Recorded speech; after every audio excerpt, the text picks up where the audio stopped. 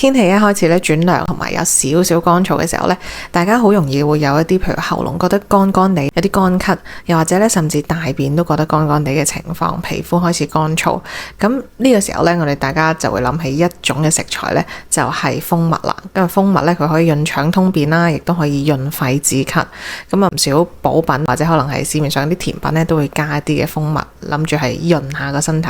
但係咧有一種人咧就其實唔係好適合嘅，就係脾胃比較虛啲、比較濕啲嘅人呢，就唔係好適合用蜂蜜太多，因為所有嘅呢啲比較黏膩啲嘅藥呢，其實都係一啲補嘢嚟嘅。咁凡係好多啲補嘢呢，我哋都要脾胃呢係消化得好，咁佢先至可以吸收到你嘅補品。如果唔係呢，就會反而塞住咗。咁所以呢，要留意下自己會唔會成日都有啲氣胃酸啊，或者大便爛嘅情況呢，就唔適合用蜂蜜啦。咁相反啦，如果大便成日都有啲好似石頭仔，或者可能係好乾硬、好難出嘅，咁而